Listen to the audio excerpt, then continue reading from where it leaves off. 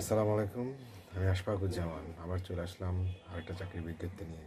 তাহলে চলুন সরাসরি চাকরির বিজ্ঞপ্তিটা দেখে আসি। ভিডিওটা শুরু করার আগে একটা কথা বলে নেই, আপনারা যে যেখানে আছেন সাবধানে থাকবেন, সতর্ক থাকবেন। আর প্রতিদিন চাকরির ভিডিও পেতে চ্যানেলটা সাবস্ক্রাইব করে পাশে থাকা নোটিফিকেশন বাটনটা ক্লিক করে রাখবেন।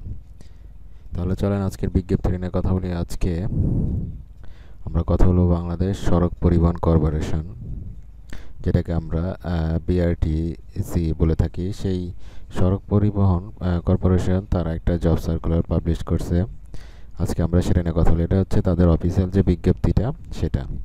আমি আমার ভিডিও ডিসক্রিপশনে একটা লিঙ্ক দিয়ে দেবো, সার্কুলার লিঙ্ক নামে। ওইটা ক্লিক করলে এই ডিটেলস সহ এই অরিজিনাল সার্কুলারটা ওইখানে পেয়ে যাবেন। প্রথম হচ্ছে বাংলাদেশ সড়ক পরিবহন কর্পোরেশন, পরিবহন ভবন, 21 রাজুক অ্যাভিনিউ, ঢাকা 1000। এরপর হচ্ছে নিয়োগ বিজ্ঞপ্তি। বাংলাদেশ সড়ক পরিবহন কর্পোরেশন বিআরটিসি এর অধীনে নিম্নবর্ণিত স্থায়ী পদসমূহে নিয়োগের নিমিত্তে বাংলাদেশের প্রকৃত নাগরিকদের নিকট হতে দরখাস্ত আহ্বান করা যাচ্ছে। প্রথম হচ্ছে ক্রমিক নং, এরপর হচ্ছে পদের নাম, এরপর হচ্ছে পদের সংখ্যা, এরপর হচ্ছে বেতন স্কেল, এরপর হচ্ছে বয়স, এরপরে প্রয়োজনীয় যোগ্যতা। ক্রমিক নং হচ্ছে 1 নিরাপত্তা প্রহরী, পদের সংখ্যা হচ্ছে 36টি।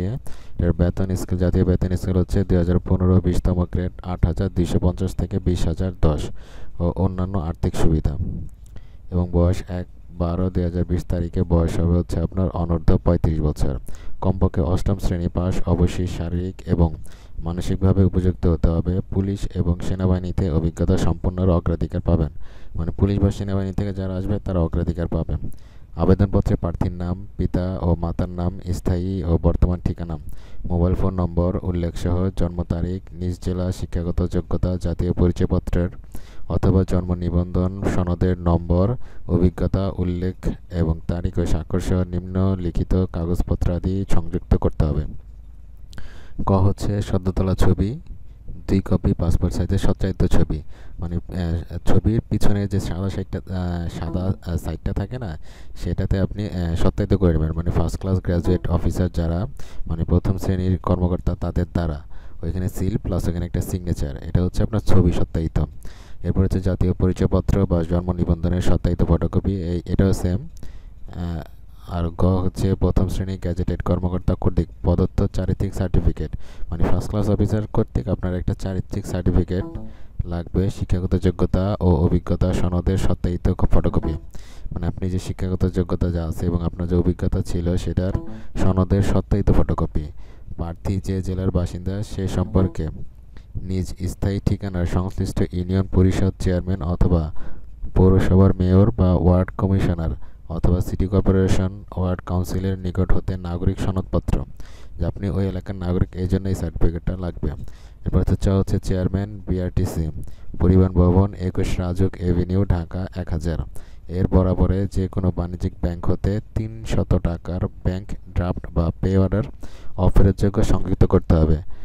মানে এই যে ঠিকানাটা দিছে চেয়ারম্যান বিআরটিসি, পরিবহন ভবন, 21 রাজুক অ্যাভিনিউ, ঢাকা 1000 বরাবরে যে কোনো বাণিজ্যিক ব্যাংক থেকে 300 টাকা ড্রাফট বা পে অর্ডার করতে হবে। এটাও কিন্তু অফারের যোগ্য, এটা সরকারি চাকরির ক্ষেত্রে আর কি লাগে।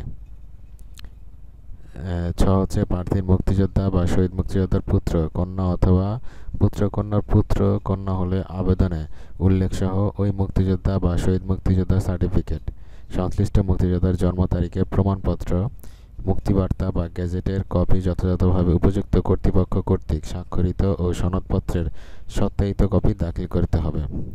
মুক্তিযোদ্ধা বা শহীদ মুক্তিযোদ্ধার পুত্রকন্যা হলে সংশ্লিষ্ট ইউনিয়ন পরিষদ chairman, city corporation, ward councillor, পৌরসভার মেয়র বা কাউন্সিলর কর্তৃক প্রদত্ত সার্টিফিকেট আবেদনপত্রের সাথে সংযুক্ত করতে হবে। তাছাড়া অন্যান্য কোটায় আবেদন করলে আবেদনপত্রের সাথে প্রয়োজনীয় প্রমাণাদি সহ উল্লেখ করতে হবে। 3 হচ্ছে আবেদনপত্র আগামী 1/12/2020। আমি আজকে ভিডিও করতেছি হচ্ছে 11/14, ঠিক আছে। আর এটার টাইম লিমিট হচ্ছে 11/12, দুঃখিত 1/12, ঠিক আছে। তারিখের মধ্যে অফিস চলাকালীন নিম্ন স্বাক্ষরকারীর দপ্তরে কুরিয়ার সার্ভিস বা ডাকযোগে পৌঁছাতে হবে। নির্ধারিত তারিখের পর কোনো আবেদনপত্র গ্রহণযোগ্য হবে না। শূন্য পদ পূরণ সংক্রান্ত বিষয়ে সরকারের নির্ধারিত কোটা ও অপরাপর যাবতীয় বিধিবিধান বা আদেশ এবং আনুষ্ঠানিকতা যথাযথভাবে প্রতিপালিত বা অনুসরণ করা হবে। খামের ওপর পদের নাম ও প্রার্থীর নিজ জেলার নাম উল্লেখ করতে হবে। খামের ওপর কোন পদে অ্যাপ্লাই করতেছেন সেটার নাম এবং কোন জেলা থেকে অ্যাপ্লাই করতেছেন সেটাও উল্লেখ করতে হবে। নিরাপত্তা প্রহরী পদে ইতিপূর্বে কর্পোরেশনের ৮/৬/২০১৭ খ্রিস্টাব্দ তারিখের নিয়োগ বিজ্ঞপ্তির প্রেক্ষিতে যারা আবেদন করেছিলেন তাদের পুনরায় আবেদন করার প্রয়োজন নেই এবং কর্তৃপক্ষ পদের সংখ্যা হ্রাস বৃদ্ধি বাতিল করার অধিকার সংরক্ষণ করেন। নিয়োগ সংক্রান্ত বিষয়ে নিয়োগকারী কর্তৃপক্ষের সিদ্ধান্তই চূড়ান্ত বলে গণ্য হবে।